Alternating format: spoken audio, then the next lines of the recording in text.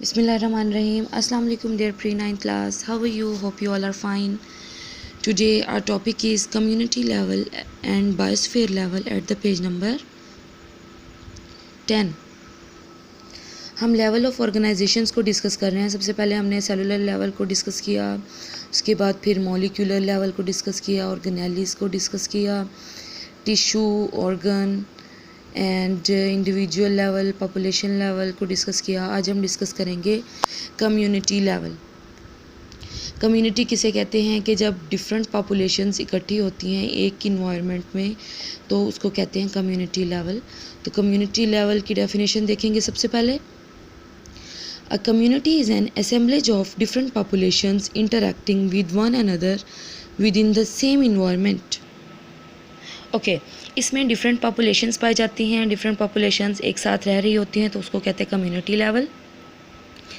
Interacting with one another with in the same environment, एक दूसरे के साथ ताल्लुक़ रखते हैं एक ही इन्वायरमेंट में.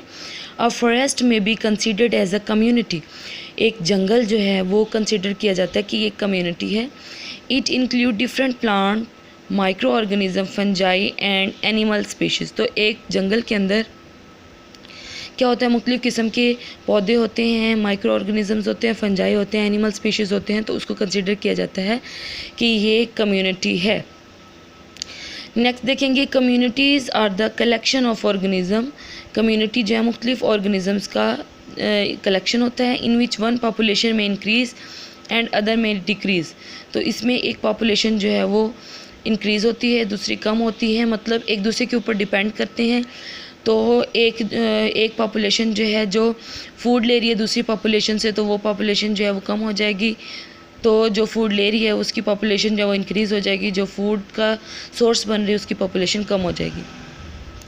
सम community are complex. For example कुछ कम्युनिटीज़ जो हैं वो बहुत ज़्यादा पेचीदा होती हैं. For example forest community, pond community etcetera. तो फॉरेस्ट कम्युनिटी जो है ये बहुत ज़्यादा कॉम्प्लेक्स होती है.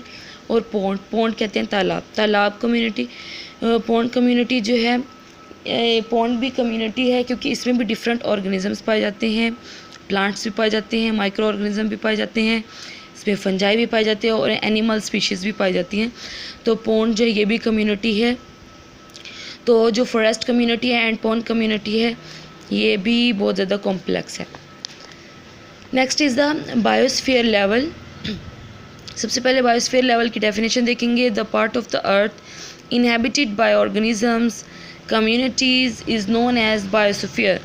तो ज़मीन का वो हिस्सा जो ऑर्गेनिजम्स ने लिया हुआ है, घेरा हुआ है, या ऑर्गेनिज्म जिसके ऊपर रह रहे हैं उसको कहते हैं biosphere. It constitute all the ecosystem.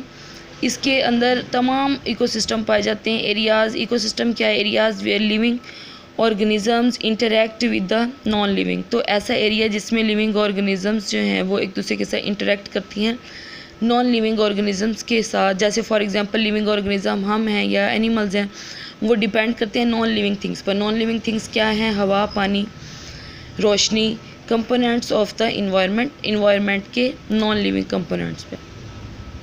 And is also called the zone of life on the earth. तो बायोस्फीयर लेवल क्या है, और इसको जो है बायोस्फीयर लेवल को ज़मीन के ऊपर जोन ऑफ लाइफ भी कहा जाता है. अर्थ के ऊपर जो है वो जोन ऑफ लाइफ जो है उसको कहते हैं बायोस्फीयर लेवल.